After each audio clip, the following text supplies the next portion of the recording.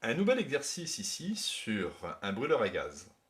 Alors, on a un brûleur à gaz qui est alimenté par du méthane, CH4 gaz. Le débit du brûleur est de 0,3 m3 par heure. Et il faut calculer la quantité de gaz carbonique produite en 20 minutes. On donne ici le volume molaire, le volume d'une mole de gaz en général. Dans ces conditions bien particulières, c'est 25 litres par mole. Alors, correction de cet exercice, nous allons écrire l'équation bilan de la combustion complète de CH4 gaz, c'est-à-dire la réaction ou la dégradation de CH4 gaz par le dioxygène de l'air pour former, grâce à une réaction totale, le dioxyde de carbone ou le gaz carbonique et la vapeur d'eau. Alors on y va. Ici nous avons un atome de carbone, ici un atome de carbone, c'est équilibré. Au niveau des hydrogènes, nous avons ici 4 hydrogènes et ici 2 hydrogènes. Je vais multiplier par 2, comme ça 2 fois 2, ça fait 4. Au niveau des oxygènes, on a ici 2 oxygènes et ici 2 fois 1, 2. 2 plus 2, 4 oxygènes. Et ici j'en ai que 2. Donc je vais mettre ici 2 molécules de dioxygène.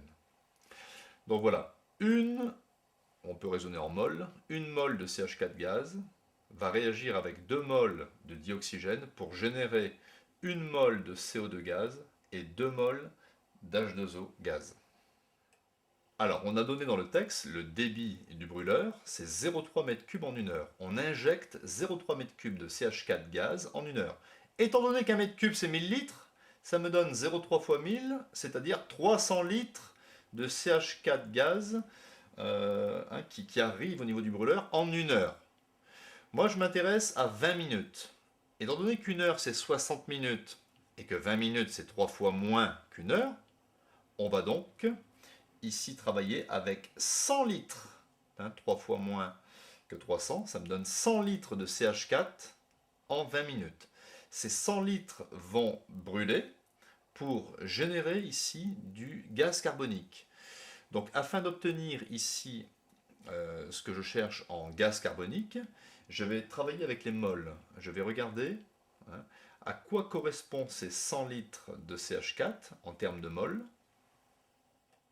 Donc le nombre de moles CH4, c'est le volume de CH4 divisé par le volume molaire. Le volume de CH4, c'est 100 litres. On travaille avec un volume molaire de 25 litres par mol.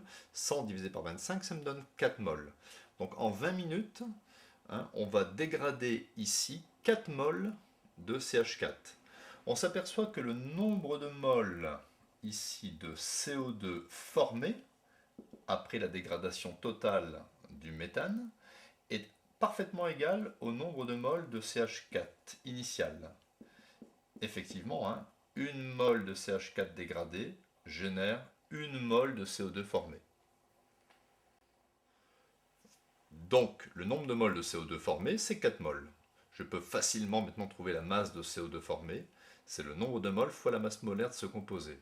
Donc le nombre de moles, c'est 4. Et la masse molaire de CO2, l'oxygène en masse molaire, c'est 16. Donc ça fait 2 fois 16. Plus la masse molaire du carbone, c'est 12. Ce qui me donne ici 4 multiplié par 44. 32 plus 12, 44. Et ça me donne au final 176 grammes. Conclusion, au bout de 20 minutes ici de combustion, on a formé 176 grammes de CO2. On aurait pu aussi calculer le volume de CO2 formé, grâce à la formule par exemple, le volume c'est le nombre de moles fois le volume molaire. Étant donné que le nombre de moles c'est 4 et que le volume molaire c'était 25, 4 fois 25, ça me donne 100 litres. Donc on a formé ici 100 litres de CO2 qui correspondent à 176 grammes bien sûr.